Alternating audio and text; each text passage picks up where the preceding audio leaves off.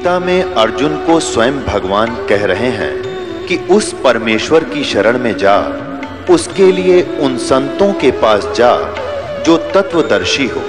इसी प्रकार हजरत मोहम्मद को उनका अल्लाह कह रहा है कि कोई और पूर्ण परमात्मा है, उसको पाने के लिए उन तत्वदर्शी संत की तलाश कर। वो प्रभु कौन है, ये जानने के लिए कृपया अवश्य सुनिए जगत गुरु तत्वदर्शी संत रामपाल जी महाराज के अमृत वचन। अगम निगम को खोज ले, बुद्धि विवेक विचार, उदय अस्त का राज मिले, तो बिन नाम बेगारे। पूरी पृथ्वी का राजा यदि ये सत साधना नहीं कर रहा तो बेगार कर रहा है, बेगार। वो डड़े ढो रहा है। जब राजा डड़े ढो रहा तो आप अपने हिसाब लगा लो, एक जनसाधारण नागरिक राजा को तो सक्षम मानता है, समर्थ मानता है, उसके आगे भीख मांगता फिरता है। और परमात्मा कहते हैं वो भी डड़े ढो रहा है जो सत भक्ति नहीं करता।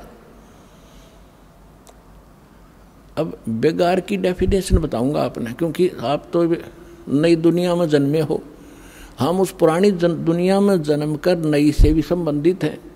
इसलिए हमने पिछले भी सारे फार्मूले याद हैं और वर्तमान के भी। इसलिए दास आपको परमात्मा ने जो वाणी बोली वो पहले बोली थी, उसमें हमारे पुराने शब्द घने हैं जो आज के बच्चे उनको समझ नहीं सकते बेगार के चीज़ों से।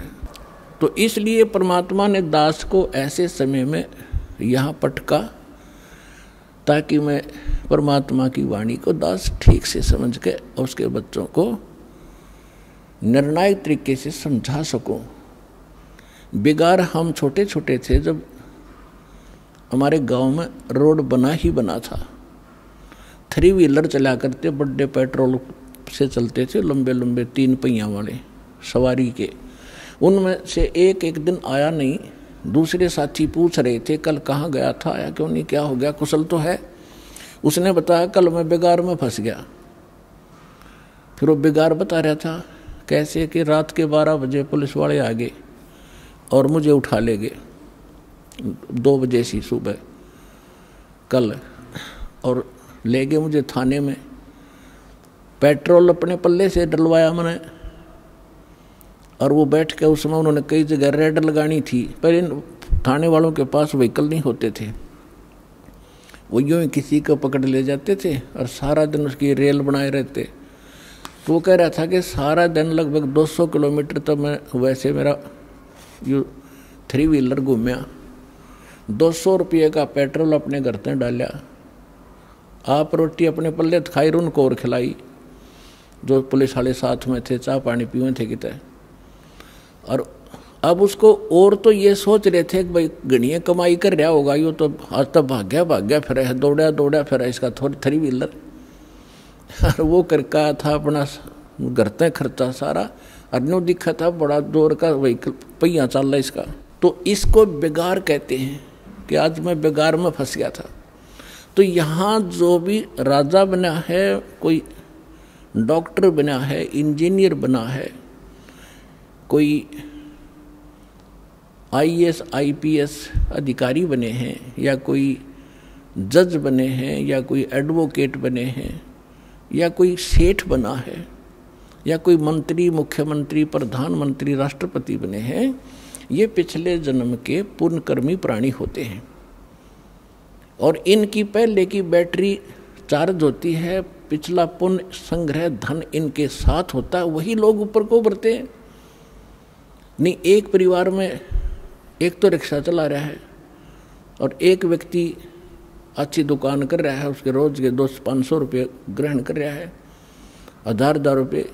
तो ये ऐसा डिफरेंस पिछले ही संस्कारों से होता है। आज कोई मुख्यमंत्री है, अब आम व्यक्ति ने तो ऐसा दिखा ही तो भाई खुदा बन गया, आगे पीछे लाल बत्ती चले और सलूट मारे बड़े बड़े अधिकारी, और हमारे जैसे भिखारी उसका आगे हाथ जोड़े खड़े रहे। तो उसको भी परमात्मा ने कहा ये तो एक छोटे से टुकड़े का राजा यदि पूरी पृथ्वी का शासक हो और जिसके पास भक्ति नहीं है वो बेगार कर रहा है, वो डले ढो रहा है, वो अपनी पिछले पुनों से उस 3 व्हीलर वाले की तरह घूमता तो घना स्पीड तो दिखे, ठाठ बाट दिखे, लेकिन वो अपने घर से पूंजी नष्ट कर रहा है। अपने पिछले पुनों को खोकर नाश करके अगले जन्म में कुत्ते की योनि में, गधे की योनि में जागा। इसलिए परमात्मा कहते हैं अगम निगम को खोज ले, बुद्धि विवेक विचार, उदय अस्त का राज मिले, तो बिन नाम बेगार। पृथ्वीपति चकवे गए, जिनके चक्र चलंत, रावण सरीखे कौन गिने, ऐसे गए अनंत। बिन उपदेश अचंभ है, ये क्यों जीवत हैं प्राण, भक्ति बिना कहाँ ठोर है, ये नर नाही पाषाण।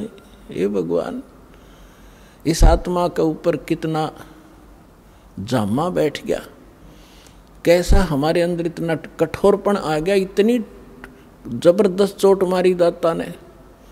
इसको जगाने के लिए तू कहाँ बैठा है, तू कर क्या रहा, तेने करना क्या चाहिए था। और जिस सुख को तू यहाँ खोज रहा है वो भी ना मिलता तेरे को, क्योंकि वो आपको केवल संस्कार ही प्राप्त होगा। चाहे कितने कुबद कमा ले, कितनी चोरी कर ले, और कितना रिश्वत ले ले, कितनी मिलावट कर ले, कितने डाके मार ले, आपके भाग में उतना ही रहेगा, ज़्यादा नहीं रह सकता। कल आपने चोरी करके 2 लाख कमा लिया, अगर कोई ऐसी समस्या पैदा हो जाएगी 4 लाख में पंडा छूटेगा। और पैसा रहा नहीं, वो कर्म पाप बिगाड़े, कर्म बिगाड़े थे वो जो के तू तेरे सिर पर धरे रह जाएंगे, वो तेने भोगने पड़ेंगे। तो परमात्मा कहते हैं कि बिन उपदेश, देखो उपदेश माने गुरु के शिक्षा और दीक्षा, दोनों उपदेश में आ जाते हैं। जो बिन उपदेश आश्चर्य है, अचंभ है, ये क्यों जीवत है जीव प्राण, और भक्ति बिना काठोर है, ये नर नहीं, मनुष्य नहीं है, ये तो पत्थर है। इतना विवेक नहीं रखते ये लोग, नर नाही ये पाषाण, जिनका इतना ज्ञान और ऐसी भगवान की वाणी का असर नहीं हो रहा, कहते मानुष नहीं है फिर ये तो पत्थर जैसे हृदय के इंसान हो गए, पाप कर्मों का ज़्यादा प्रभाव है। और फिर जैसे आपको अभी आपने सुना कि मिलना भाग्य ही है, भाग से अधिक हो नहीं सकता, और जो आपने 2 नंबर के काम करे वो कर्म और बिगाड़ लिए, वो पाप आपके साथ रहेंगे, धन नहीं रहेगा। फिर इसका विकल्प बताया परमात्मा ने, ठीक है अनजानपने में जो गलती होगी सो होगी, आगे से सतर्क हो जाओ, यहाँ से दीक्षा लो, आपके पिछले पाप भी नाश होंगे, आगे आपके भाग्य में ना होगा, ये समर्थ है, आपके नए लेख लिख देगा ये कबीर भगवान, वो समर्थ शक्ति है, समझ लेना इस बात को।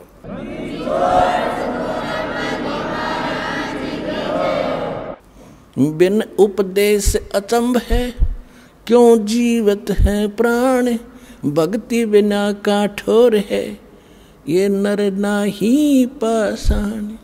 आगे गए ना बावड़े, रहते भी सब जा, बिन साहेब की बंदगी, कहीं ठोर ठिकाना ना।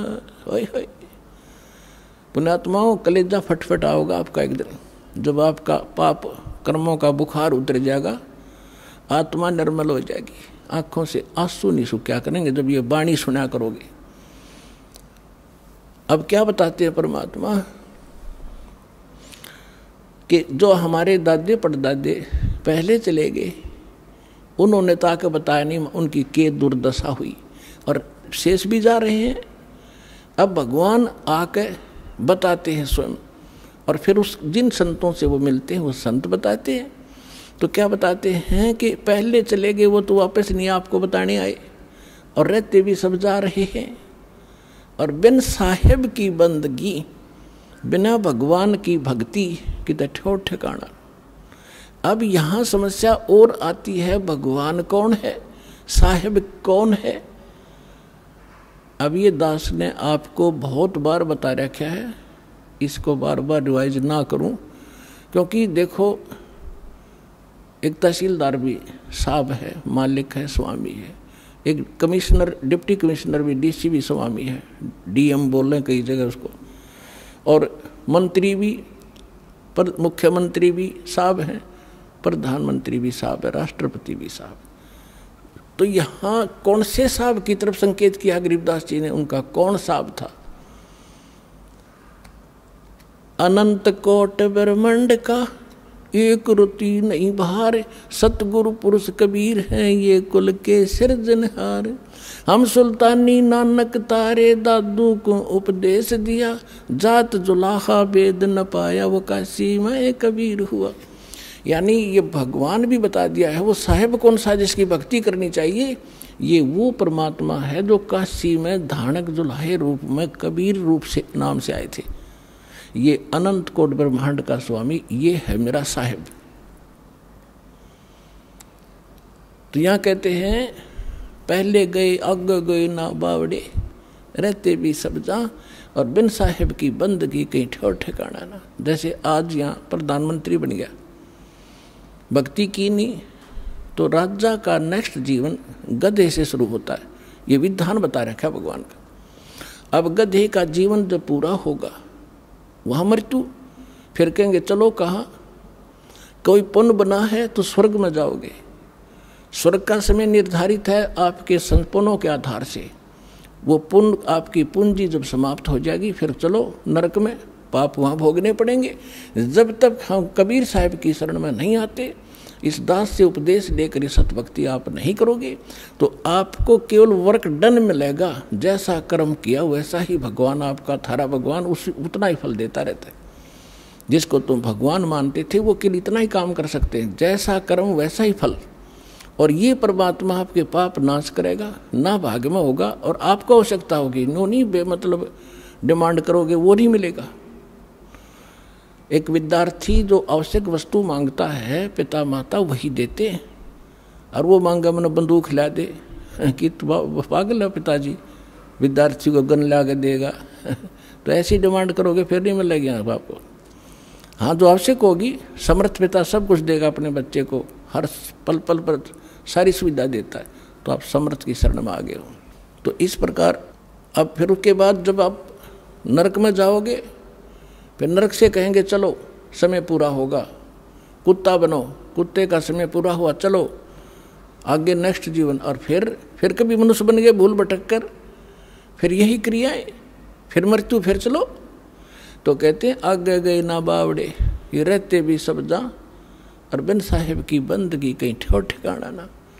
और इस परमात्मा की भक्ति करने से, इसकी भक्ति ना करने से क्या कहते हैं, संसा शोक सराय में सुतक दिन राती, जीवत जग में जूते पड़े फिर जम तोड़े छाती। कि सब किसी ने देख ले, किसी का ज्ञान कंप्लीट नहीं, सब शंका के अंदर है, सबको संशय बना हुआ है, सबको ये चिंताएं सता रही है। कहते संसा शोक सराय में, इस मनुष्य रूपी सरा में ये तुम्हारे अंदर भर रखी काल ने। और सुतक दिन राती, सुतक एक टेंशन खत्म हो दूसरी तैयार, वह कितना तो सेट हो इतने तीसरी तैयार। कहते सूतक सी हो ही रहे तुम्हारे इस दिमाग में, जैसे बच्चे पैदा होया करें, मच्छर से पैदा हों, कहते सूतक तुम्हारे साथ ला रखे। और जीवित जग में जूती पड़े। अब हम क्या सोच रहे हैं बुढ़ापे में सुख होगा, इन बुढ़िया ने पूछ लो किसा सुख से इनके जीने। जो भक्ति नहीं करते, भक्ति करेंगे उनके तो हाथा पर रखेंगे बच्चे, क्योंकि एक तो भक्ति की शक्ति और फिर बच्चों के अंदर विनम्रता। यहाँ आप देख रहे हो, कोई कितना का, कोई किसी की बहन, कोई किसी कितना तो भाई आया हुआ है, और सबको इतनी आदर देते हैं, बूढ़े बुजुर्ग भाई बहनों को, अपनों को भी ना दिया जाए यहाँ पर। और यहाँ आकर जो ऐसा नम्र होंगे तो घर में क्या वो ऐसा भाव नहीं बरतेंगे, तो सुख भी इसी तरीके से उस वृद्ध अवस्था में भी होगा। और फिर भगवान की भक्ति साथ होगी, 100 रोग कटेंगे। बुढ़ापे में तो सारे तो दुख हो जाया करें, शरीर भी कंडम, रोग भी घर करें, आँखें दिखे नहीं, बालक भी गुर्राव है। तो इस प्रकार परमात्मा कहते हैं बूढ़ा होवे पड़े खाट में, बूढ़ा होवे पड़े खाट में, सुने बचन खारे, कुत्ते तावण का भी सुख को ना, ये छाती फूकण हारे। जो बिना ज्ञान की बहू न्यो उलाने दिया करे बूढ़ा बुढ़िया ने। पुराने समय में बूढ़ा बुढ़िया की खाट गेट पर डाली जाया करती और बहू कह कर जाया करती, तो देखिए कुत्ता ना बढ़ जा घर में। अब बुढ़ापे में जब दिक्कत पे रोड़ा के वो कुत्ता बिल्ली सब बदमाश हो कि तन की तय बढ़ जा, वो कूद मस्ता रहेगा अंदर जाकर न।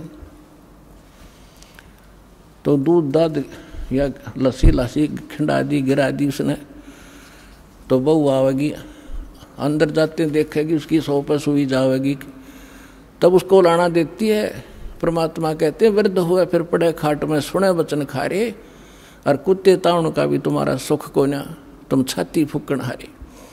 वह बहू फिर ये चमोले सुनाओगी, तुम शब्द श्लोक सुनाओगी, और कुत्ते भी ना हटा सकते, तुमने छाती फूक दी मारी। तो परमात्मा कहते हैं फिर आपके बच्चे भी पुत्र वधू भी भगवान से डरने वाले होंगे, कटु वचन नहीं बोल सकते। क्योंकि ऐसा है व्यक्ति को, यदि कोई तगड़ा व्यक्ति कटु वचन बोलता है वो बोलेगा नहीं, क्योंकि विरोध करने का उसमें सामर्थ्य नहीं, वो रोया करे, उसमें वो गरीब होकर रोता है, और परमात्मा उसकी घड़ी सुनता है। तो इसलिए कोई ऐसे अपनी पुत्र वधू को या सास अपनी वधू को, क्योंकि नई नई बेटी आती है वो बहुत संकुचित और शर्मा कर रहती है, डर कर रहती है, उससे बहू वो सास भी कोई गलत व्यवहार करती है तो उसकी आत्मा दुख पाती है। तो हमने आपस में ये कर्म बढ़ाने नहीं घटाने हैं। तो इस ज्ञान से ये भी आपके अंदर एक पैमाना बना रहेगा कि नहीं, दुख नहीं देना चाहिए, स्वयं दुख हो लेना चाहिए, दूसरे को दुखी हम नहीं कर सकते। हिरणा कुछ में मैं करे कोटि 49 राज। अब क्या बताते हैं कि संसा शोक सराय में सूतक दिन राती, और जीवित जग में जूते पड़े फिर जम तोड़े छाती। अब यहाँ तो सारे उम्र दुख में काटेगा, बुढ़ापे में बूढ़ा स्वयं दुखी, फिर ऐसे व्यवहार से भी तंग, और अगले जन्म में कहते हैं फिर बिना भक्ति किए हुए प्राणी को यम के दूत घसीट के ले जाते हैं, उसकी टट्टी और पेशाब निकल जाता है, उसको आकर इसी भयंकर शकल दिखाई देती है। अंत समय में उसकी गर्दन दबा दी जाती है, सूक्ष्म रूप से जबान बंद कर दी जाती है, वो बोल भी नहीं सकता। और जो भक्ति करते हैं परमात्मा की, ऐसे जाएंगे जैसे स्वप्न, जैसे आप ऐसा स्वप्न होगा जैसे सत्संग में चलते हैं, वहाँ भगत दिखाई देंगे, अरे कहाँ जा रहे हो, क्या हो, बरवाला चलते हैं, चलो भाई चलो चलो, ऐसे छोड़ कर भाग लेगा शरीर को, जैसे रजाई छोड़ कर भाग लिया करें गुरु जी को देखने के लिए।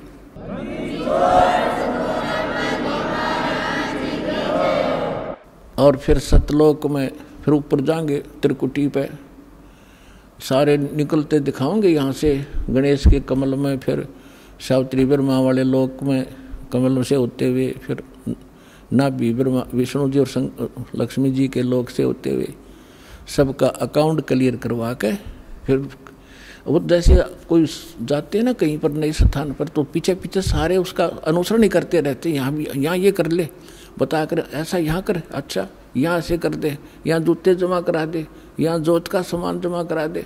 तो इस तरह वहाँ ऐसे कराते हुए त्रिकुटी में पहुँच जाओगे, वहाँ परमात्मा मिलेगा अपने इस दास के रूप में, और वहाँ फिर धर्मराज के दरबार में आपको क्लियर कराया जाएगा सतनाम के प्रथम मंत्र का, वहाँ अकाउंट क्लियर होगा। और फिर परमात्मा पारब्रह्म के उस घर में द्वार में जा करके पार करके वहाँ का अकाउंट करवा के फिर सतलोक ले जाएंगे। आप सतलोक बैठे पाओगे, और घर वाले यहाँ सोच रहे हैं मर गया, मरा नहीं हो तो सतलोक पहुँच गया।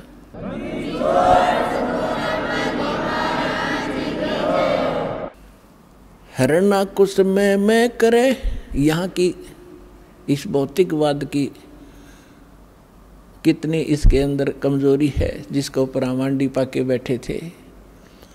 कहते हिरण्यकशिपु ने पूरी पृथ्वी पर शासन बना लिया था अपना, और न्यू कहता मैं ही हूँ, मैं भगवान हूँ। हल्दी की गांठ प्राप्त करके 5-4 वर ले लिए ब्रह्मा जी से, सुबह मरूँ ना शाम मरूँ, दिन में मरूँ ना रात मरूँ, पशु से मरूँ ना पक्षी से मरूँ, मनुष्य से मरूँ ना फलाने से मरूँ।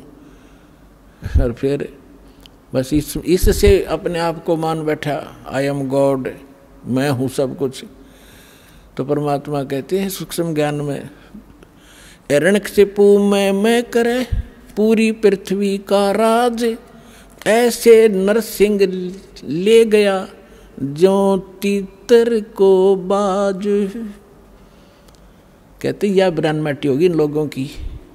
हिरण्यकशिपु छाती तड़वाई, ब्राह्मण बाणा और कर्म कसाई।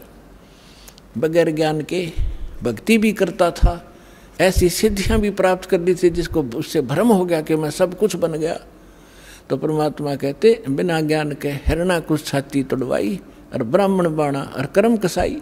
ऊँ तो भगत दिखाई दे, ब्राह्मण माने भगत भी होता है, ऊँ तो भगत और भक्ति करे, और कर्म कसाई वाले तो कहते ऐसे लोगों की छाती टूटिया करती है, भगवान ने उसका पेट फाड़ के गिर दिया।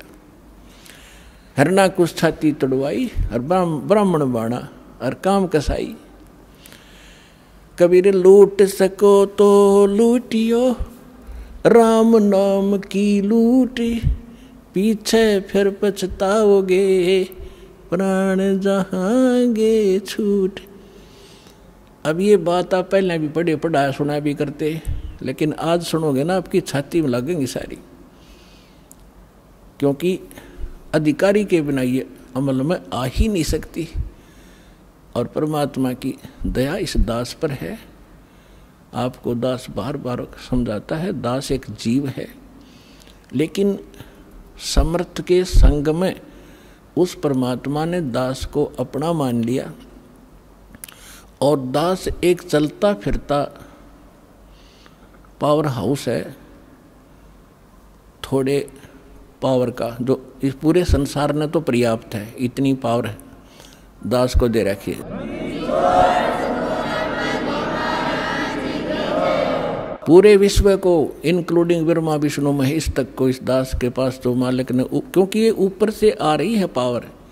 अब जहाँ कोई पावर हाउस है बरवाला में, वो पावर हाउस से खोखा है, और उसका कनेक्शन थर्मल प्लांट से है, जहाँ बिजली दिन रात बनती ही रहती है, वहाँ एंड होता ही नहीं। और इसकी अपनी अक्षमता है, ये बरवाला के लिए पर्याप्त है। तो इसी, लेकिन वो लाइट आ रही है वहाँ से, अगर यहाँ इसको जरूरत ज़्यादा बढ़ेगी तो इसकी अक्षमता भी बढ़ जाएगी, लेकिन लाइट आ रही है पीछे से ही। तो उस परम पिता से, कबीर भगवान से, सतलोक से दास के पास वो पावर आ रही है, और आगे कनेक्शन दास आपको उसी पावर से दे रहा है। अब क्या बताते हैं, कबीर जिव्या तो वाहे भली, जो रटे हरि नाम, नहीं तो काट के फेंक दियो, यो मुख में भलो ना चाम। परमात्मा के नाम के जाप की कितनी महिमा बता रहे परमात्मा। वैसे तो जिव्या बहुत काम आवे, खाना खान में भी काम आवे, और भी कड़वा मीठा चाखण के भी काम आती है। परमात्मा कहते हैं यदि इससे आपने भगवान की भक्ति और उसका गुणगान नहीं किए, तो इस चाम की इसे अच्छे जगह पे मुँह तो हम सबसे उत्तम मानने हैं, इसमें कति आवश्यकता नहीं। ये जीव ना तय फिर ईसा जुल्म करेगी। कहते हैं एतय पराई आत्मा जीव बांध तलवार, या जीव तलवार का काम करेगी। कोई गरीब, एक कमज़ोर व्यक्ति को एक तगड़ा व्यक्ति, बलवान व्यक्ति कोई अपने मुख से ऐसे वचन कह देता है, अब उसके साथ ना प्रतिशोध कर सकता, ना उसको कुछ जवाब दे सकता, बैठ कर रोता है। उसकी आत्मा को जख्मी कर दिया उस नीच व्यक्ति ने इस जीभ वाली तलवार से, वचन से। तो परमात्मा कहते हैं यदि इस जीव का सदुपयोग नहीं किया, भक्ति नहीं की, तो इसने काट के फेंक दे इससे अच्छा। तो कितनी महिमा बताइए। फिर क्या बताते हैं कि नर से तू पशुआ की जय, गद्दा बैल बनाई, ये 56 भोग कहाँ मन भोरे की तकुर्री चढ़ने जाई। अब क्या बताते हैं परमात्मा के फिर पीछे तू पशुआ कीजे दीजे बैल बनाए 4 पहर जंगल में डोले तो ना पेट भराए सर पर सींग दिए मन बोरे धूम तो मच्छर उड़ावे कंधे जुआ जोते कुआ फिर कोंडों का बुस खावे फिर पीछे तू खर की जगह कुरडी चरने जावे टूटी कमर पजावे चढ़े तेरा कागा मां से गिलावे। ओए पुणात्माओं काल अभी आपने परमात्मा की वाणी सुनी थी कि ऊंचा दिखे धौलरा मकान और मंडी चित्ती पोल एक भगवान के भजन बनायु काल मार रहा रोल। अब मनुष्य जीवन दिया है, जैसे विद्यार्थी हो तो माता पिता उसको पूरी सुविधा देंगे, वो निकम्मा वहाँ पढ़ता है ना पढ़ता है वो उसके आगे बाद में रिजल्ट आएगा जब वो पास फेल होगा। तो इसी प्रकार आप विद्यार्थी हो, मनुष्य जीवन मिला है, भगवान वाले स्कूल के लिए आपको ड्रेस भी न्यारी मिली है। तो इसमें आप यदि सत भक्ति नहीं करते हो तो फिर आपके साथ के बीतेगी। कहते हैं फिर पीछे तू पशुआ कीजे दीजे बैल बना। ओए होए। तो अब हम समय पर रोज भोजन खाते हैं। आप देखते हो यहाँ सतलोक आश्रम बरवाला में, वैसे तो आम जगह उपलब्ध है आजकल, कहीं बाहर जा रहे हो भाई चाय पी लेते हैं, रोक गाड़ी चाय पी ली, प्यास लग गया जो पानी पी लिया, भूख लगी रोटी खा ली, दिल करा मिठाई, कभी फल फ्रूट खूब ठाटते खा रहे हो, खाओ, क्योंकि आप विद्यार्थी हो, माता पिता ने आपको ये सुविधा दे रखी है, इतना जेब खर्च आपको दे के भेज रखे है। यदि आप वो शिक्षा नहीं ग्रहण करोगे यानी भक्ति नहीं करोगे तो फिर क्या बनोगे? मजदूर बनोगे। आपके बच्चे वहाँ रेत में लेट रहे होंगे, आप कस्सी से मिट्टी खोद रहे होंगे, तन पर कपड़ा नहीं, समय पर टूक नहीं होगा, जो विद्यार्थी पढ़ते नहीं। तो इसी प्रकार जो इस पढ़ाई को नहीं पढ़ेंगे, क्योंकि पूरा विश्व के वो मानव शरीरधारी प्राणी विद्यार्थी हैं, तो उससे क्या होगा? नरसेती तू फिर पीछे तू पशुआ कीजे दीजे बैल बना और 4 पहर जंगल में डोले तेरा तो नहीं उधर बरे। अब तो जब इच्छा हो खाओ पियो, ठीक है खा लो, लेकिन वो जो काम था वो भूल गए कति। और फिर कहते हैं सर पर सींग दिए मन बोरे और दुम तो मच्छर उड़ा। अब तो हम मच्छरदानी लगा लेते हैं, ऑल आउट वगैरह ये लगा लेते हैं, और फिर के लगावांगे? बैल बने पाछे एक पूछड़ हो गया आपके पीछे, उसने चाहे पंखा बना लियो, चाहे उसने कूलर की जगह प्रयोग कर लेना। और क्योंकि जितने भी कर्म संस्कार कमज़ोर होंगे तो ऐसे कर्महीन प्राणी के वहाँ भी अंग भंग हो जाते हैं, वह पूछड़ भी कट जाती है कई बार बैल की, वह इतनी रहती है, उन्हें नू कराया कर है, वो ना कुछ काम का है। और फिर आगे बताते हैं सिर पर सींग दिए मन बोरे, ये तेरी तोब होंगी सींग, इन्हें कुछ भी प्रयोग कर लेना इनको। और फिर क्या बताते हैं? कंध जुआ जोते कुआ। पुराने समय में वाणी बोली गई थी, तब रहट के द्वारा जल निकाला जाता था कुएं से, सिंचाई उसमें बैल जोते जाते थे, और फसल होती नहीं थी, जौ होते थे, जौ वो बगैर वर्षा के भी हो जाते हैं, थोड़ी ही वर्षा से, और उनका भूस इतना खराब होया करे, पशु जल्दी से खाता नहीं, कति भूखा मरता खाता उसको, और खाते समय उसके मुंह के अंदर ऐसे कांटे से चुभते हैं उस भूस के, ऐसा होता जौओं का भूस, कौंद बोलते हैं उनको, और खाते हुए आँखों पानी पड़े और भूखा मरते न खानी पड़े।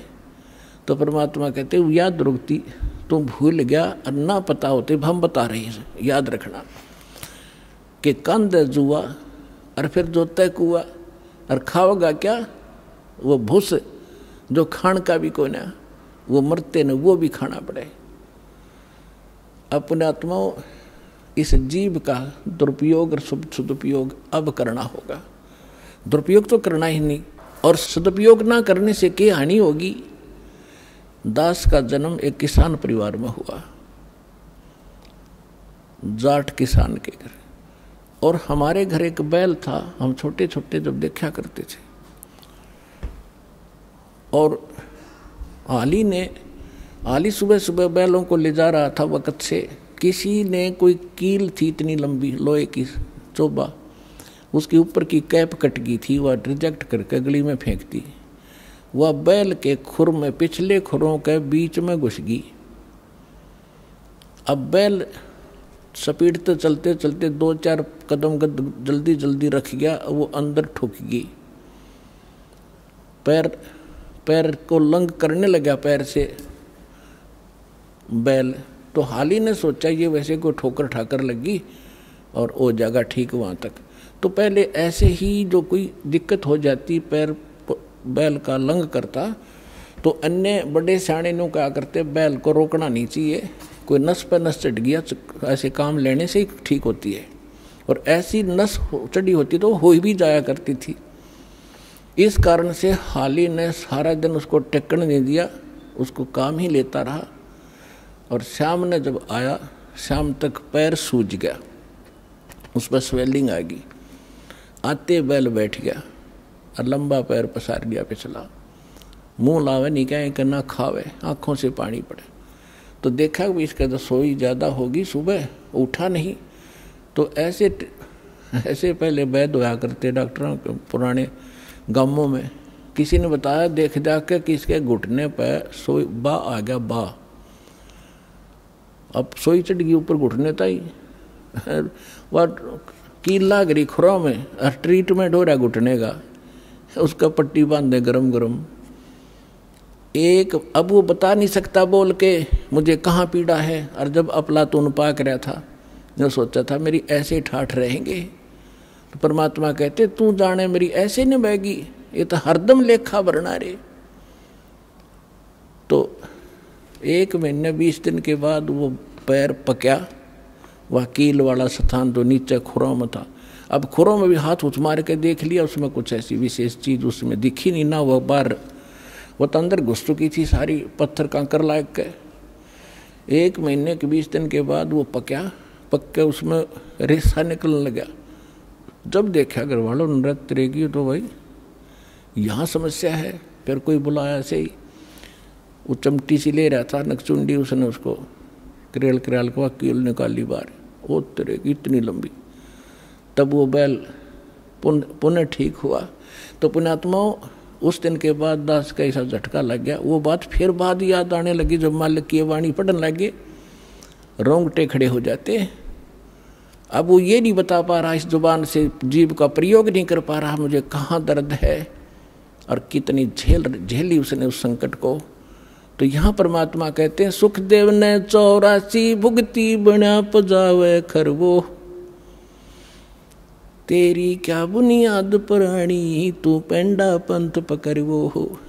ये सूक्ष्म वेद है, इसकी एक एक पंक्ति का एक न्यारा न्यारा अलग अलग अर्थ बनता है। अब क्या बताते हैं कि सुखदेव एक ऋषि हुए हैं, महर्षि। उन्होंने भी 84 लाख योनियों का कष्ट भोगना पड़ा। और बना पजावे खरवो, वो कुम्हार के पुजावे पर गधे की योनि उसने भी भोगी।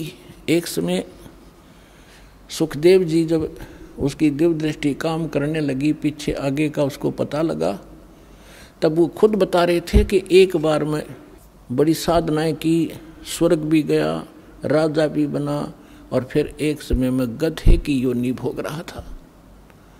अंधा हो गया, डंडी ने छोड़ दिया, कुमार ने 2 डंडे मारे और कर दिया चलता। मैं चलता चलता एक पगडंडी पर जाता जाता जंगल में पहुंच गया। वहाँ एक नाला था, इक्का दुक्का व्यक्ति वहाँ से आता जाता था। उस नाले के निकट जाकर मैंने सोचा जंप लगा ले, उसका मुँह फंस गया, आगे मुँह टिक गया, गर्दन और पीछे से कमर फंस गई, उसमें फट हो गया, पुड़ी बन गया और पैर लटके नीचे। अब वहाँ किसी ने मुझे निकाला नहीं, क्योंकि सारा दिन में एक आध व्यक्ति जा उस रास्ते से, मेरी पुड़ी बना ली। 1 हफ्ता 10 दिन में भुगत का मेरा भूखा और प्यासा। अब मुझे वो सीन दिखाई देता है, मैं उठकर बैठ जाता हूँ, अपनी भक्ति करता हूँ। तो यहाँ परमात्मा कहते हैं सुखदेव ने 84 भक्ति, वो साधना करते करते सुखदेव जैसे ऋषि जो साधना तुम कर रहे थे जिन भगवानों की, उन पूजाओं को करते करते सुखदेव जैसे महर्षि भी 84 लाख योनियों में कष्ट उठा रहे हैं। और आपकी क्या अवकात है, तेरी क्या बुनियाद पुरानी, छोटी मोटी मंदिर में घंटी मार के और जय गणेश देवा करके तू पार हो जाएगा, या इस संकट से पार हो जाएगा। तो पेंडा पंथ पकड़े, वो पेंडा यानी मार्ग, पैडा वे ऑफ वर्शिप, पूजा क्या वो मार्ग, वो रास्ता ग्रहण कर। कौन सा? जो हम बताने आए, जिससे तेरा यहाँ भी सुख हो और परलोक भी सुधरे। तो पुण्यात्माओं प्रसंग चला था कि हम परमात्मा से डर कर रहें और उस परमात्मा पर विश्वास करें। और उसने हमें ये सिखाना चाहते हैं कि तुम भगवान पर विश्वासी बनो। अभी आपने परमात्मा के भोग के समय परमात्मा की वाणी सुनी थी, मोकू का ढूंढे रे बंदे मैं तो तेरे पास में। सब कुछ नकारा करके क्या बताया है, कहे कबीर सुनो भी साधो मैं तो हूँ विश्वास में। यदि आपको ये विश्वास हो गया Kabir is God, Kabir is supreme God, तो राहत भगवान देगा। और जो आपके मन में शंका संशय रहेगी तो मालिक सहारा दे नहीं पाओगा, आप केवल वर्क डन ही प्राप्त करोगे। तो उसके लिए दास का प्रयत्न रहता है कि आपके हृदय में सब शंका हटा के और परमात्मा को परमात्मा जचा दूं, और तभी आप आगे बढ़ोगे। जब आपको विश्वास हो गया कबीर इज गॉड, इसलिए रह कर ये सत्संग सुनाए जाते हैं, प्रमाण दिखाए जाते हैं, ताकि आपकी शंका जड़ कति मूल से नष्ट हो जाए और फिर कबीर साहब रह जाएगा। आज तो हम उसको कवि समझ कर रिजेक्ट करे बैठे थे, लाल को कौड़ी समझ रहे थे और कौड़ियों की गठड़ी बांध रखी थी। 36 प्रकार के देवता पूजा करते, उनको लाल समझ के हम डले ढो रहे थे। परमात्मा कहते हैं चारों युग में मेरे संत पुकारे और कूक कहा हम हेल रे, हीरे माणक मोती बरसे ये जग सुगता डेल रे। हम चारों युगों में ये ज्ञान बताया कर चले गए, हमारा किसी ने नहीं सुना। ये पर भी लेन जात है दुनिया, हमारा ज्ञान किन्हें ना सुनिया। ये केदारनाथ पर जाकर मर गए हजारों की संख्या में, और हमारा ज्ञान किन्हें नहीं सुनिया। कितना आसान तरीका, कैसी यहाँ परमात्मा ने अपने बच्चों के लिए सुविधा दे रखी है। ये आपका पिता है, ये आपके पिता का घर है। अपने पिता के घर पर ये सुख प्राप्त हो सकते, इस पृथ्वी पर आपको मिलेंगे नहीं। तो प्रसंग चल रहा है, परमात्मा ये सिद्ध करना चाहते थे। परमेश्वर कबीर साहब जी एक झोपड़ी रहा करते थे, कपड़ा बुना करते थे, और कपड़े के बुनाई की जो मेहनताना आता था उसी से अपना परिवार पोषण करके दिखाते थे। परमात्मा का अपना कोई निजी परिवार नहीं था, उसका तो सारी सृष्टि परिवार है। उनका पत्नी नहीं थी, 2 बच्चे आपको बताया था, सत्संग में बहुत बार बताता है दास। लड़का एक लड़की, किसी की फड़क निकालने के लिए वह जीवित करे थे, और वो बच्चे फिर अपने बेटा बेटी रूप में रखे थे। 2 माता पिता थे, मुँह बोले, जन्म नहीं था उनसे मालिक का, वो निसंतान थे। कमल के फूल पर परमात्मा सतलोक से आकर विराजमान हुए थे, एक शिशु रूप धारण करके वहाँ से उठा ले गए थे। तो वो सब जब युवा लीला करते हुए युवा हुए तो दुल्हे का काम करने लगे, धान कहलाए। परमात्मा कहते मात पिता मेरे कुछ नाही, ना मेरे गरदासी, हर दुल्हे का पुत्र आण को आया, जगत करे मेरी ऐसी। तो परमात्मा उस समय ये ज्ञान दिया करते थे, और साथ में ये एक रिहर्सल, एक एग्जाम्पल कोड करके चले गए कि संसार में मेरे तो निर्धन कोई नहीं हो सकता, और निर्धन होकर भी नीत साबित रखे। जैसे दास ने बताया था कि आपको यहाँ बुलाने का तरीका उद्देश्य है कि आपको सब क्रियाओं से परिचित कराऊं, परमात्मा के लाभ को प्राप्त लेने की विधि आपके हृदय में जचाऊं, ताकि आपकी नीत साबित हो, दान करण की नीत बने। और धर्म दान करे बिना उभर नहीं सकते आप। जैसे दास ने कहा था कि किसान ने फसल भी बो दी, बीज बो दिया और खाद पानी डालिया नहीं तो सफल नहीं हो सकता। ओनली केवल मंत्र लेन मात्र थे आप सफल नहीं होगे। इसमें खाद पानी है, ये तो बीज है मंत्र, जो तीनों मंत्र है, और इसमें ये पांचों यज्ञ समझो खाद पानी है। तो ये प्रॉपर डालने पड़ेंगे जैसे दास आपको गाइडलाइन बताता है परमात्मा की बताई हुई, तब आपकी भक्ति रूपी फसल पूरी होगी। तो उसके लिए परमात्मा भी यही क्रिया कराया करते हैं। जितना मेहनताना मिलता अपने निर्वाह के योग्य रख के बाकी को भंडारा धर्म में लगा दिया करते थे। कहीं सत्संग करने लग जाते वहाँ भंडारा कर देते थे।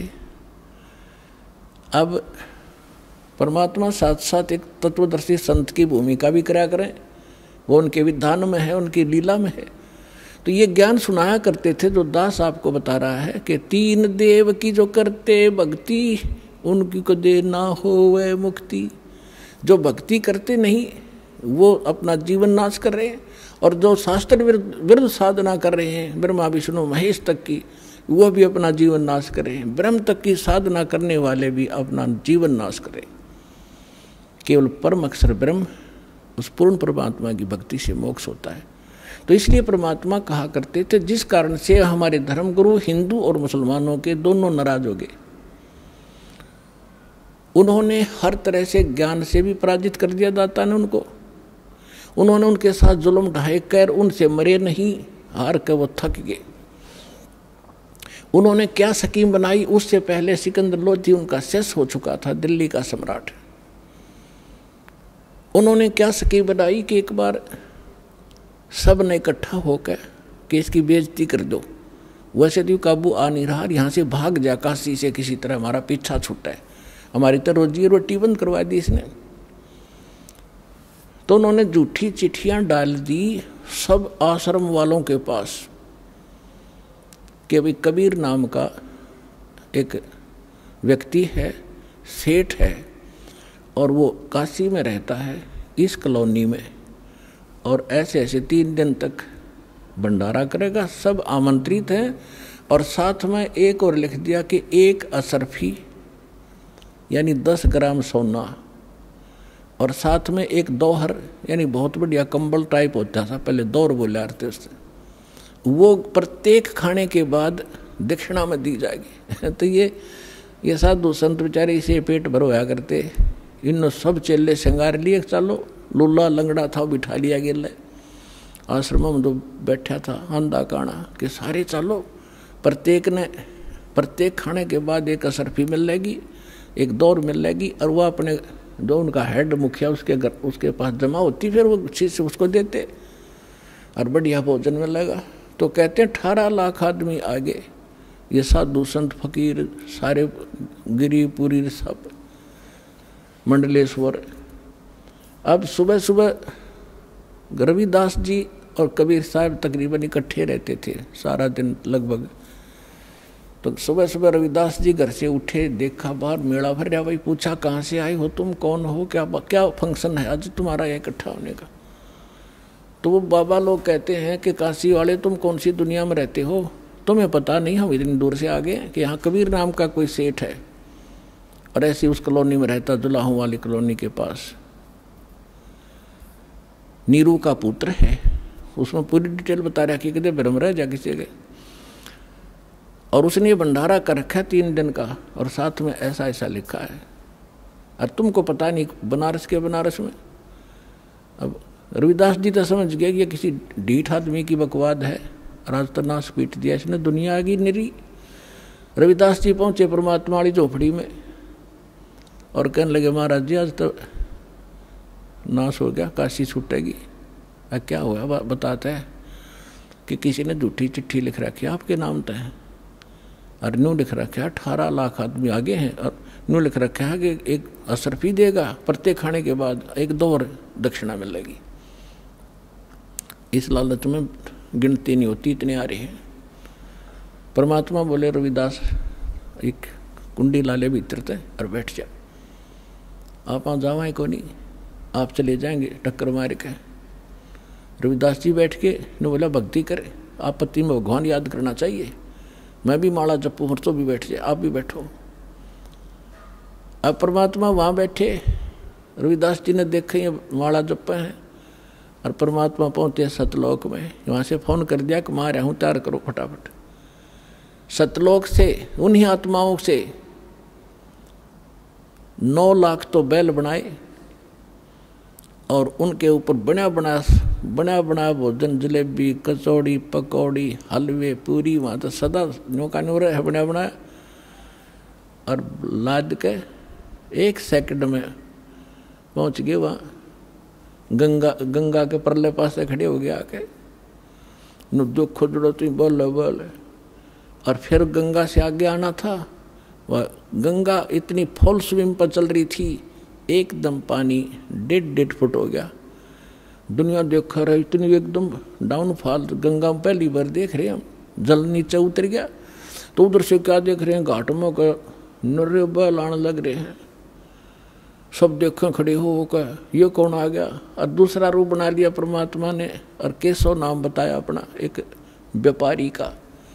पहले बंजारे होते थे, बंजारे बिजनेस किया करते थे बैलों के ऊपर, जैसे गधों पर बोरे होते ऐसे बैलों पर लादा करते थे। यही ट्रांसपोर्टेशन का साधन था।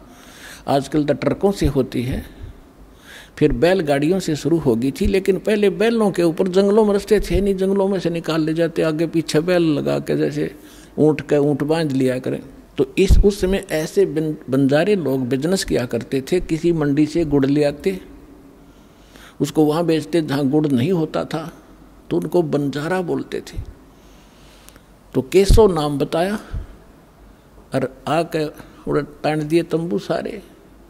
उनमें कहते गरीबदास जी ने लिखा है कि वहाँ लड्डू और जलेबियों की नौके पूरा ढेर का ढेर पड़ा, पाड़ की पाड़ का ऊंचे ढेर न, बहुत ऊंचा।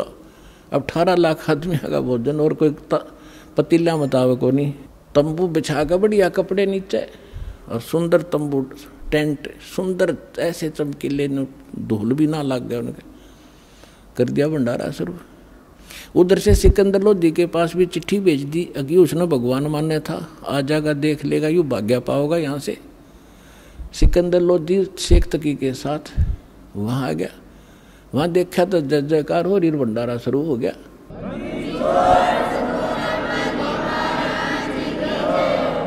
अब शेख तकी की तमाशी मर गई, पेट पकड़ कर बैठ गया। उतने सोच कहा था कि आज पता लग जाए सिकंदर लोधी ने, इसने अल्लाह कहा करता यूँ। और जब देखा कि ये भंडारा कौन कर रहा, पूछा किसी से पूछा तो पता लगा कि यहाँ केशव नाम का व्यक्ति बैठा है। न्यू कहे मैं उसका पगड़ी बदल यार हूँ, गरीब कबीर का, मैं कबीर जी का पगड़ी बदल मित्र हूँ। और ये तो राजा ने जो पूछा कि आप कौन हो, कि केशव नाम है मेरा, आप क्या लगते हो गरीब, उसके कबीर साहब आपका क्या लगते हैं, कि मेरा मित्र है वो, पगड़ी बदल यार हूँ मैं उसका। मेरे पास भी एक चिट्ठी गई थी उनकी कि कुछ छोटा सा भंडारा करना है, कोई सामान लेते आइएगा मित्र। अब वो शेख तकी ने कह रहा इसने छोटा भंडारा कहें, ये तो बेगन है वह। फिर तो वहीं बैठ गया। फिर सिकंदर लोधी ने तो दर्शन करने थे अपने परमपिता के, तो उससे पूछा कि भगवान कहाँ है, कबीर साहब कहाँ हैं। केशव से पूछा। केशव ने कहा उनका दास तो बैठा है, उनको क्या आवश्यकता आने की, मौज है, आएंगे जब आ जाएंगे, मर्जी के मालिक है वो। तो सिकंदर लोधी ने सोचा भाई इतनी दूर आया हूँ, पहले दर्शन करूँ। उनकी झोंपड़ी पता करके वहाँ पहुँचे। साथ में अंगरक्षक हाथी पर बैठ कर गए। तो जाके नीचे उतर के सिकंदर लोधी ने दरवाजा खटखटाया। रविदास जी कहने लगे महाराज जी तो आगे दिखे। वो आगे दिखे, वहाँ से चलकर ढूंढ ली झोंपड़ी अपनी। कबीर साहब बोले बोला मत, पिटन दे कवाड़े ने। तब सिकंदर लोधी ने कहा कि हे भगवान, हे अल्लाह के रूप, दरवाजा खोलो। परमात्मा बोले, वो तो जाने थे पता था। फिर उन्होंने कहा कि मैं, परमात्मा ने बोला कौन है भाई तू, कि मैं आपका दास हूँ सिकंदर दिल्ली से आया हूँ, एक बार दरवाज़ा खोलो परवरदिगार। परमात्मा बोले नहीं राजन, मैं तो बस इंतज़ार कर रहा हूँ कि कब दिन सूर्य अस्त हो, अपने परिवार ने लेकर भागूंगा यहाँ से, ये मुझे जीने नहीं दे रहे। अब सिकंदर लोधी ने कहा कि हे परमात्मा, यदि मैं आपसे परिचित ना होता तो आप मुझे भी आज बहका देते। आइए अब हम उन श्रद्धालुओं के अनुभव जानते हैं जो जगत गुरु तत्वदर्शी संत रामपाल जी महाराज जी से दीक्षा प्राप्त कर चुके हैं तथा उनके द्वारा बताए गए भक्ति मार्ग पर चल रहे हैं। नमस्कार जी। सर साहब जी। क्या नाम है बहन जी आपका? बलदीश कौर। कहाँ के रहने वाले हैं आप? हम जलंधर पंजाब से रहने वाले हैं। संत रामपाल जी महाराज से नाम दीक्षा आपने कब ली? ਤੇ 17 ਸਾਲ ਦੇ ਵਿੱਚ मैं नाम उपदेश लिया महाराज जी का। संत रामपाल जी महाराज की शरण में आने से पहले आप क्या भक्ति साधनाएं करते थे? मैं ਪਹਿਲਾਂ ਮਾਤਾ ਦੇ ਵਰਤ ਰੱਖਦੀ ਸੀ, ਆਪਣੇ ਸ਼ਿਵ ਪਾਰਵਤੀ ਦੇ ਵਰਤ ਰੱਖਦੀ ਸੀਗੀ। ਉਸ ਤੋਂ ਬਾਅਦ ਫਿਰ ਮੇਰਾ ਸ਼ਾਦੀ ਹੋ ਗਈ। ਫਿਰ ਉਸ ਤੋਂ ਬਾਅਦ ਅਸੀਂ ਪੀਰਾਂ ਨੂੰ ਮੰਨਣ ਲੱਗ ਗਏ। ਪੀਰਾਂ ਨੂੰ ਅਸੀਂ ਬਹੁਤ ਮੰਨਿਆ। ਅਸੀਂ ਹਰ ਸਾਲ ਲੰਗਰ ਲਾਉਂਦੇ ਸੀ ਘਰ ਵਿੱਚ, ਅਤੇ ਮਤਲਬ ਲੱਖਾਂ ਦੇ ਹਿਸਾਬ ਨਾਲ ਦੁਨੀਆ ਸਾਡੇ ਘਰ ਆਉਂਦੀ ਸੀ, ਚੌਂਕੀਆਂ ਲੱਗਦੀਆਂ ਸੀਗੀਆਂ। ਉਸ ਤੋਂ ਬਾਅਦ ਜਿਸ ਤਰ੍ਹਾਂ ਅਸੀਂ ਲੰਗਰ ਲਾਉਂਦੇ ਰਹੇ, ਜਿਸ ਤਰ੍ਹਾਂ ਮੈਂ ਵਰਤ ਰੱਖਦੀ ਰਹੀ ਕਿ ਘਰ ਦੀ ਇੰਨੀ ਕੰਡੀਸ਼ਨ ਖਰਾਬ ਹੋ ਚੁੱਕੀ ਸੀ ਮੇਰੀ ਔਰ ਮੇਰੇ ਪਰਿਵਾਰ ਸਾਰੇ ਦੀ, ਵੀ ਬਹੁਤ ਜ਼ਿਆਦਾ ਹੀ ਨਾ, मैं तो दस नहीं सकती जो मेरे घर में बीते बहुत ज़्यादा। बहन जी, जैसा कि आपने बताया कि आप देवी देवताओं की भक्ति करते थे, तो उन सब पूजाओं से आपको क्या क्या लाभ हुए?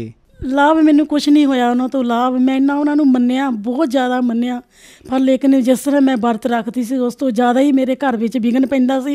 उस तो बाद फिर मैनू हानियां बहुत होईयां, यानी कि मेरे ना कपड़े खुल जाते सी अपने आप, सराहने रख देंदे सी चीज़ां। उस तो बाद मैं देखना भी मेरे कपड़े कित्थे गए आ, फिर मैं सराहने चक के मैं कपड़े पाने, जानी मैं अपनी दिल की बात किसी नूं नहीं दसदी भी मैं की दसां अपने रिश्तेदारां नूं, जो कि मेरे अपने हसबैंड नूं, मेरे ससुरे नूं सारा कुछ पता सी भी इन्हां नाल कुछ बीतदा है। उस तो बाद फिर मैं अपना सोहरिਆਂ ਦੇ घर छड्ड के मैं जलंधर जगह लई भी मैं ठीक हो जाऊँगी, उत्थे भी यही मेरा हाल होया। उस तो बाद मैं मतलब मेरी एक दो बारी मेरी लत्त टुटी, एक गिट्टा टुटिया, 2 बारी मेरा सिर फटिया, फिर मेरी रीढ़ की हड्डी दे सट लग गई, जो कि मेरे इन्नी जोर दी सट लग गई, मेरे ब्लीडिंग आउण लग पई। फिर मैं इलाज 15 साल करवाया। फिर मैनू हौली हौली मेरिया लत्तां बांह रह गई, ब्लॉकिंग हो चुकी सी मेरे शरीर के अंदर सारे। जिस हस्पताल भी जाती सी ਉਹੀ ਕਹਿੰਦੇ ਸੀਗੇ भी माता जी तुसी आराम करो, हुण तुहाडी तुसी अपनी सेवा कराओ अपने बच्चों तो। तो मैं रोंदी हुंदी सी, मेरी 50 साल की उम्र की हजे आ, तो मैं तो जीना चाहुंदी हाँ, मैं परमात्मा नूं टोलदी हाँ, मैनू परमात्मा नहीं मिल रहे हैगे।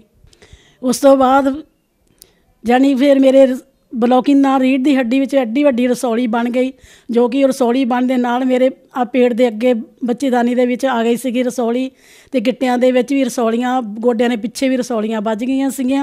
उस तो बाद फिर जानी बहुत मैं परेशान हो गई, लत्तां बाहां मेरियां रह गई। मैं एक हाकी दे नाल तुरदी सीगी, ते जदों मैं बाथरूम जांदी सी मेरे बच्चे मेरे नाल जांदे सी जां मेरे हसबैंड जांदे सी नाल मेरे। फिर आप संत रामपाल जी महाराज की शरण में कैसे आए? 13 ਦੇ ਵਿੱਚ ਮੇਰੀ ਵੱਡੇ ਲੜਕੇ ਦੀ ਸ਼ਾਦੀ ਹੋਈ। ਸ਼ਾਦੀ ਹੋਣ ਤੋਂ ਬਾਅਦ ਮੇਰੇ ਕੁੜਮ ਸਾਹਿਬ ਆਪਣੇ ਅਮਰਜੀਤ ਜੀ ਜੋ ਕਿ ਲੁਧਿਆਣੇ ਵਿੱਚ ਰਹਿੰਦੇ ਆ, ਉਹਨਾਂ ਦੇ ਮੇਰਾ ਲੜਕਾ ਉਹਨਾਂ ਦੇ ਘਰ ਮੰਗਿਆ ਗਿਆ। ਉਸ ਤੋਂ ਬਾਅਦ ਉਹਨਾਂ ਨੇ ਪਹਿਲਾਂ ਨਾਮ ਉਪਦੇਸ਼ ਲਿਆ ਸੀਗਾ। ਉਸ ਤੋਂ ਬਾਅਦ ਉਹਨਾਂ ਨੇ ਸਾਨੂੰ ਬਹੁਤ ਜ਼ੋਰ ਲਾਇਆ ਵੀ ਤੁਹਾਡਾ ਘਰ ਬਹੁਤ ਖਰਾਬ ਹੋ ਚੁੱਕਾ ਹੈ, ਵੀ ਤੁਸੀਂ ਉਹਨਾਂ ਦਾ ਸਿਮਰਨ ਕਰੋ, ਉਹਨਾਂ ਦਾ ਨਾਮਦਾਨ ਲਵੋ, ਤੁਸੀਂ ਸਤਸੰਗ ਦੇਖੋ। ਫਿਰ ਮੇਰੀ ਨੂੰਹ ਵੱਡੀ, ਉਹਨਾਂ ਦੀ ਲੜਕੀ ਜਿਹੜੀ ਆ ਮੇਰੀ ਨੂੰਹ ਸੀ, ਉਹ ਬਿਮਾਰ ਹੋ ਗਈ, ਜਾਣੀ ਕਿ ਉਹਨਾਂ ਦੀ ਹਾਲਤ ਇੰਨੀ ਖਰਾਬ ਹੋ ਚੁੱਕੀ ਸੀ ਮੈਂ ਤੁਹਾਨੂੰ ਦੱਸ ਨਹੀਂ ਸਕਦੀ। ਫਿਰ ਉਹਨਾਂ ਨੂੰ ਵੀ ਚੀਜ਼ਾਂ ਮੂੰਹ 'ਤੇ ਚਪੇੜਾ ਉਹਦੇ ਮਾਰਦੀਆਂ ਸੀ, ਉਹਨੂੰ ਚੱਕ ਕੇ ਮਾਰਦੀਆਂ ਸੀ, ਮੇਰੇ ਦੋਹਾਂ ਬੱਚਿਆਂ ਨੂੰ ਮੁੰਡਿਆਂ ਨੂੰ ਮਾਰਦੀਆਂ ਸੀ ਚਪੇੜਾ। ਉਸ ਤੋਂ ਬਾਅਦ ਫਿਰ ਜ਼ਿਆਦਾ ਹੋ ਗਈ, ਅਸੀਂ ਹਸਪਤਾਲ ਦਾਖਲ ਕਰਵਾਤੀ ਆਪਣੀ ਨੂੰਹ ਜਾ ਕੇ। ਫਿਰ ਉਸ ਤੋਂ ਬਾਅਦ ਉਹਨਾਂ ਨੂੰ ਜਵਾਬ ਦੇ ਦਿੱਤਾ, ਜਾਣੀ 30 ਹਜ਼ਾਰ ਦੇ ਟੈਸਟ ਹੋਏ ਉਹਨਾਂ ਦੇ, ਜਾਣੀ ਕਿ ਉਹਨਾਂ ਨੂੰ ਕੋਈ ਵੀ ਆਰਾਮ ਨਹੀਂ ਆਇਆ, ਕੋਈ ਵੀ ਆਰਾਮ ਨਹੀਂ ਆਇਆ। ਫਿਰ ਸਾਡੇ ਪਰ ਅਮਰਜੀਤ ਭਾਜੀ ਸਾਡੇ ਘਰ ਆਏ, ਉਹ ਰੋਣ ਲੱਗ ਪਏ, ਉਹ ਕਹਿੰਦੇ ਤੁਸੀਂ ਚਲੇ ਜਾਓ, 1 ਮਿੰਟ ਨਾ ਲਾਓ। ਫਿਰ ਅਸੀਂ ਉਸ ਦਿਨ ਰਾਤ ਨੂੰ ਅਸੀਂ ਉਹਨਾਂ ਦੇ ਘਰ ਰਾਤ ਰਹੇ, ਸਾਨੂੰ ਕਹਿੰਦੇ ਹੁਣੀ ਨਾਮ ਉਪਦੇਸ਼ ਲਓ। ਅਸੀਂ ਕਿਹਾ ਪਹਿਲਾਂ ਅਸੀਂ ਬੱਚਿਆਂ ਨੂੰ ਦਵਾਉਣਾ ਆ, ਵੀ ਵੱਡੀ ਨੂੰ ਬਹੁਤ ਜ਼ਿਆਦਾ ਹੀ ਬਿਮਾਰ ਆ। ਫਿਰ ਉਸ ਤੋਂ ਬਾਅਦ ਅਸੀਂ ਜਦੋਂ ਆਪਣੀ ਬੇਟੀ ਨੂੰ ਲੈ ਕੇ ਗਏ ਹਸਪਤਾਲ ਦੇ ਵਿੱਚ, ਉਹਨਾਂ ਨੇ ਸਾਨੂੰ ਜਵਾਬ ਦੇ ਦਿੱਤਾ ਵੀ ਇਹ ਮਤਲਬ ਠੀਕ ਨਹੀਂ ਹੋ ਸਕਦੀ। ਜਦੋਂ ਫਿਰ ਸਾਨੂੰ ਆਪਣੇ ਅਮਰਜੀਤ ਭਾਜੀ ਉਹਨਾਂ ਨੇ ਸਾਡੇ ਕੁੜਮ ਸਾਹਿਬ ਨੇ ਦੱਸਿਆ ਵੀ ਚਲੋ ਆਪਣੇ ਲੁਧਿਆਣੇ ਤੁਹਾਨੂੰ ਲੈ ਕੇ ਜਾਂਦਾ। ਅਸੀਂ ਸਤਸੰਗ ਵਿੱਚ ਨਾਮ ਉਪਦੇਸ਼ ਜਿੱਥੋਂ ਮਿਲਦਾ ਅਸੀਂ ਉੱਥੇ ਆਏ। ਸਤਿਗੁਰੂ ਰਾਮਪਾਲ ਮਹਾਰਾਜ ਜੀ ਦੇ चरणों में गए, उन्होंने नाम उपदेश लिया। बहन जी, संत रामपाल जी महाराज की शरण में आने के बाद आपको क्या क्या लाभ प्राप्त हुए? देखो जी, जो मेरे रसौलियाँ सीगियाँ जो कि मैं मतलब पेट में पिछों आन के रसौली मेरे पेट में बन गई। फिर मैं मतलब मेरे छाती दे विच सारे गिलटे वज गए सीगे ते गोडियां ने पिछे रसौलियाँ बज गई सीगियां। वो भी मेरियां हौली हौली महाराज ने मैनू ठीक कर दिता। और मेरी नूंह जिहड़ी सीगी मेरी धी, वो असी 30,000 रुपया उन्होंने 35,000 रुपया 30,000 रुपया असी हस्पताल दिता सी स्कैनिंग कराने वास्ते। जदों उत्थों नाम उपदेश 15 दिन तो बाद असी लैके आए तो असी क्या असी उन्होंने पैसे दिते आ असी स्कैनिंग करवा लीए। जदों असी उन्होंने स्कैनिंग कराई अपनी बेटी की तो वो कोई भी मतलब कोई भी निशान अंदर नहीं आया, कोई रिपोर्ट विच कोई दुख नहीं आया। इस तरह मेरे जिहड़े सारे शरीर दे हौली हौली रसौलियाँ सी, पेट विच सी, अगे पेट दे मोहरे रसौली कड्डी वड्डी आ चुकी सी, पैरां दे विच गिट्टियां च, गोडियां ने पिछे बन गईयां, छाती दे विच बन गईयां सी रसौलियाँ, वो सारियां ही ठीक हो गईयां। जिहड़े प्रेत लगे सी वो तो एकदम ही सफाया ही महाराज ने सफाया करदा कर दिता। हुण असीं अपने घर दे विच बड़ी खुशी नाल जी रहे हां। होर लाभ साडे घर विच कलेश बहुत रहिंदा हुंदा सीगा, बहुत ज़्यादा। एक दूए नूं माड़ी जी गल तों असीं मतलब टुट के पैना, ना एक दूए दा कहना मनना, जानी इन्ना कलेस वज जाना बहुत ज़्यादा बहुत ज़्यादा। वो भी असीं हुण घर दे विच ठीक ठाक रहिंदे आ। फिर मेरा छोटा बच्चा नाम उपदेश नहीं सी लिया, इंडियन ऑयल दे विच सर्विस करदा आ ते वो मतलब एक दिन बीमार हो गया बहुत ज़्यादा। ਉਹਦੇ डिग पिया तो उन्होंने मतलब मूँह चा झग ਉਹਦੇ जान लग पई, ਉਹਨੂੰ अटैक हो गया। तो मैं बहुत रोंदी सी, उन्होंने मिसिज भी नाल बैठी सी, वो भी रो रहे सी। तो मैं जाके देखा भी बच्चों ने टीवी लाया, टीवी चों आवाज़ आ रही आ। ਜਦੋਂ मैं कमरे 'ਚ जाके देखा तो मेरे बच्चे ਦੀਆਂ ਅੱਖਾਂ ਪੁੱਟੀਆਂ और हत्थ विंगे होए सी ते मतलब मूँह 'ਚੋਂ मतलब पानी जा रहा सीगा। ते मैं बहुत उच्ची उच्ची रो रही सी बहुत ज़्यादा, सतगुर जी हे मेरे गुरु बंदी छोड़ जी, मेरे बच्चे नूं बचा लो, मैनू मेरे बच्चे नूं बचा लो। जो मैनू आवाज़ आई कि मतलब जिथे उन्हां दा ब्रह्मंडल बनिया घर दे विच जोत जगदी आ, उत्थों जाके प्रसाद लैके चरण गंगा महाराज लिया के ਉਹਦੇ मूँह 'ਚ पाया तो मेरा बच्चा शांत हो गया, बिल्कुल ठीक हो गया। हुण वो बिल्कुल ठीक ठाक आ। फिर असीं बच्चे की आस करते सी 6-7 साल तो, मेरिया दोहां नूहां दे बच्चे नहीं सीगे। वो भी मेरे गुरु जी ने मैनू पार लंघाता, मैनू खुशी लियाती आ घर दे विच। मैं इन्हां दा किते भी अपना जेड़ा देना नहीं दे सकदी। मेरे महाराज जी एक पूर्ण संत है जिहड़ा दुखियां दुनिया दे सारे दुख तारदा लाउंदा आ ते जिंदगी दिंदा आ। जो श्रद्धालु आपको देख रहे हैं उनको आप क्या संदेश देना चाहते हैं? मैं यही कहना चाहुंदी हाँ भी जिहड़े कि रिश्तेदार मेरे भैन भरा आ, जो कि रिश्तेदार आ, सारे भैन भरा जिन्ने वर्ल्ड दे विच बैठे आ, गुरु सतगुरु रामपाल महाराज दा उपदेश लवो ते अपना कल्याण करावो ते जिंदगी चंगी बतीत करो। बहन जी, अगर कोई श्रद्धालु संत रामपाल जी महाराज से नाम उपदेश लेना चाहे तो वह संत रामपाल जी महाराज से कैसे नाम उपदेश ले सकता है? कई चैनलों के उपर अपने सतगुरु रामपाल महाराज जी का सत्संग आता है।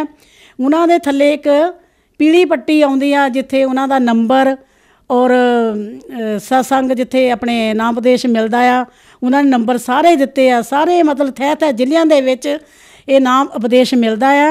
मैं यही कहना चाहुंदी हाँ अपने जिन्ने भी सारी दुनिया दुखी आ, सुखी कोई नहीं है संसार दे विच, सारे दुखी है। अपना नाम उपदेश लवो ते अपना कल्याण करावो। धन्यवाद जी। सत साहिब जी।